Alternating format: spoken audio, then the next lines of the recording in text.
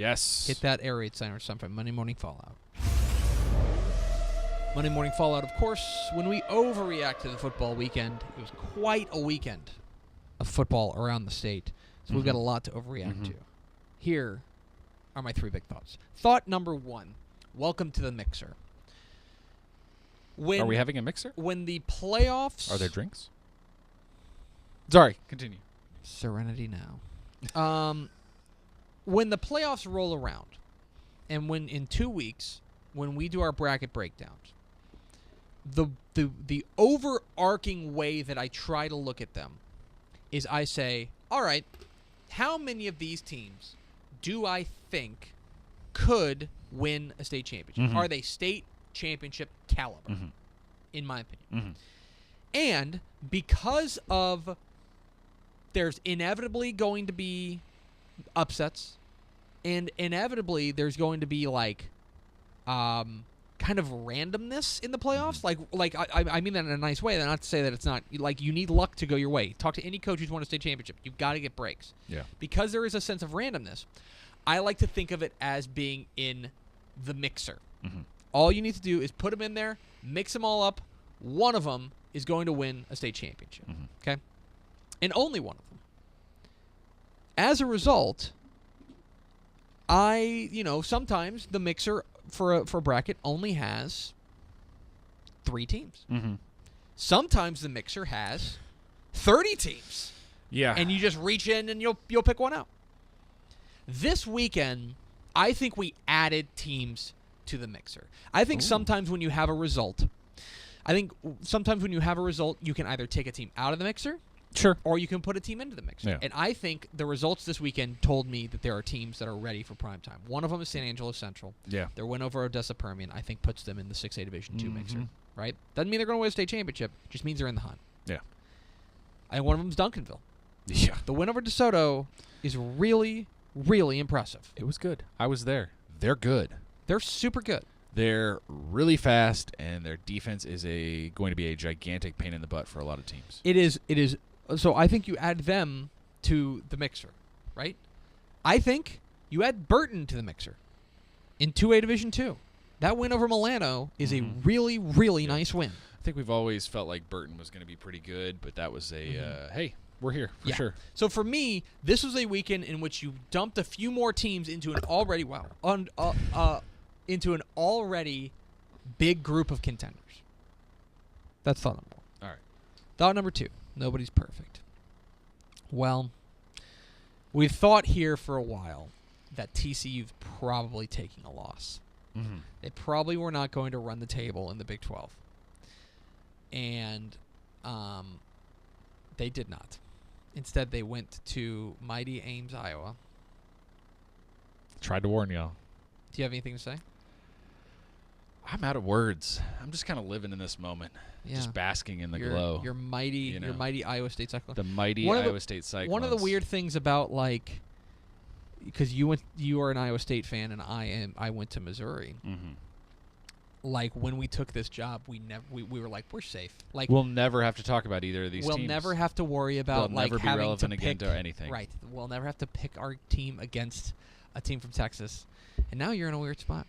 I will tell you that I think that, fair or not, I think the Big 12 is screwed. Yeah. That wasn't the game the TCU needed to lose. That was not the game. But now, if you are a TCU fan, you have to be rooting very, very, very hard for probably Oklahoma State on Saturday in Bedlam. First of all, you got to run the table. You got to take care of your own business. You got to run the table. Which includes going to Basically, you're Oklahoma. hoping that you end up in a rematch with Oklahoma State. That's what you're hoping for. But now, I mean, look, there's no better way to say it. Like, TCU had opportunity after opportunity after opportunity, and part of it is that they played Iowa State played fantastic. Yeah. But another big part of it is that TCU could not come through in the moment. Yeah, as much as I love my Cyclones, as we were talking before the show, statistically speaking, that is a game that TCU, based on the numbers that were performed in that game, TCU should win that game 70-75% of the time. Yeah, they really should, and they just didn't. They could not make the plays when they needed. The number of red zone failures was impressive. Well, and Kenny Hill went Full Kenny Hill. Yeah. I mean, that's what we've been afraid of. We've been afraid of the Kenny Hill meltdown game, and that was a Kenny Hill meltdown game. Yeah. It's not all his fault. I don't want to put it all on him. But, he turned the ball over 3 times, and you can't do that and win a game. That's thought number 2. Thought number 3, say cheese. Snapshot Day. We talked about it a little bit on Friday. Yeah. About Snapshot Friday. Day. Go to texasfootball.com/snapshot. I'll hit the reset button again on that. The UIL takes the enrollment data for every team in the state, and the day that you report the enrollment data was on Friday. So we have numbers that are going to tell us who's going where. For example, we think Abilene Wiley's probably moving up to 5A. Mm-hmm. We think Friendswood's probably dropping to 5A. Yeah. We think, we think Cameron Yo might be on the move up to 4A. Yeah. There's a few other things to keep an eye on. Yeah. Temple might be, almost certainly is moving up to 6A. So, Yeah. texasfootball.com/snapshot, you can see all the snapshot numbers that we have collected so far. We got more than 600 of them. So, check a it lot. out. 3 helmet stickers. Helmet sticker to Denton Ryan, quarterback Spencer Sanders. I think his helmet's covered at this point. 13 of 15 for 230 yards and 5 touchdowns, and also ran for 117 yards and a score. #efficiency. #efficiency.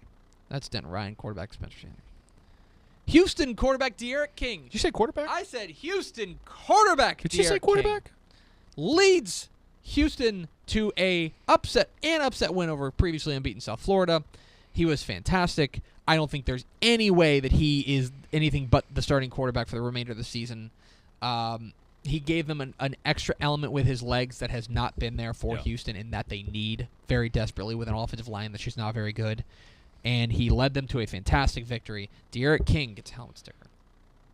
And Lexington running back Jacoby Cooper, 286 yards and 4 touchdowns on the ground for the Eagle. You mentioned it in our Slack chat about... Oh, no. Let's stop. Okay. Let's stop right there. I'm going to do this because I am not a greedy man. Greg Tepper, all year. Well, not all year, but once you started noticing the numbers. Yeah.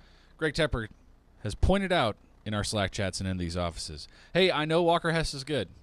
Hey, I know Lexington is great. But you know what? Jacoby Cooper might be the thing there. They might not be able to... No one may stop them because it's a two-headed monster, and Cooper might be the monster. So, congratulations. You called it. Lexington running back Jacoby Cooper gets helmet sticker. 3 teams to watch. Seminole! Yeah. They go on the road and Heck of beat a win. Sweetwater in the Mustang Bowl, 28-27. Craven was Fantastic there. game. I was jealous. They threw a touchdown pass in the final minute to tie it up, sent it to overtime, ended up getting a missed extra point or blocked extra point, I think. Blocked extra point, I think. To win the game. And Seminole goes to Sweetwater and gets a big win. Yeah. Seminole team to watch. Texas State. The mighty Ishmael Johnsons. The Mighty Bobs. The Mighty Bobs go on the road and beat Coastal Carolina.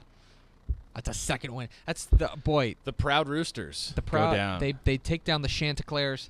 Great win for Everett Withers. I know that Coastal Carolina is not much, but at this point we've got to start counting every win as a major accomplishment. It's got to be something. So. Be not proud, Roosters. And team to watch, Bruceville. This is a Eddie. good catch by you. The Eagles. Yeah. So I texted with their coach last night. I texted with, I forgot his name. I feel really bad now. Chaney, John Chaney, Coach John Chaney, last night. And Bruceville Eddie has not been to the playoffs in my lifetime. Mm-hmm. I was born in 1986. The last time they went to the playoffs was 1985. Mm-hmm. It's the longest playoff drought in 3A. It is the 6th longest playoff drought in the state. They have guaranteed themselves. They have not clinched an outright playoff spot, but they have clinched at least a tie for a playoff spot, which could snap the 6th longest playoff drought in the state. So congratulations to the Eagles. Finish the job. A comeback win over New Waverly, and now as long as Marlin beats New Waverly, then they will be in. So keep an eye on the Eagles. 3 teams to worry about. Gatesville. There's a lot of drama surrounding Gatesville. You should go check out what's being written in the Waco Tribune about this. But then, and I understand that their mental game is in a different place, but then because of some drama with kids being suspended and then unsuspended, but then they go and they get drilled by China Spring. Yeah. And by the way, they still have La Vega, and they still have Liberty Hill. Ooh. So this is a very real instance where they could start 7-0 and finish 7-4 and be done. Ugh. Watch out. Keep an eye on Gatesville. Texas A&M. I mean, same song, different verse, right? Like like the narrative at this point writes itself. A&M looked sloppy. A&M looked unprepared. They looked overmatched against a Mississippi State team that, I'll be honest, I don't think is all that good. I think they're okay. I don't want to crap all over Mississippi State. I think they're fine. I think Bill Connolly has them as 15th or 16th best team in the nation. Does he? Yeah. Well, there you go. Yeah. They might be a little better than you think. Maybe they are, But it doesn't excuse the way that A&M It was looked. listless. It looked very listless. And by the way, they turned to Nick Starkel late in the game, and he threw a pick six. And so, I don't know where A&M's going. And by the way, Auburn rolls into town this week. Oh, joy! Was that, okay, great. In Cedar Park, they gotta win. And that's the name of the game, is winning. Yep. Just got to keep going. But 21-14 over, was it Cedar Creek? Bastrop Cedar Creek? No, Connolly. Pflugerville Connolly. Yeah. That's not a great Connolly team. No. 21-14. You wonder how much they miss Max Sexton. And now, by the way, speaking of Auburn coming to town, Hutto coming.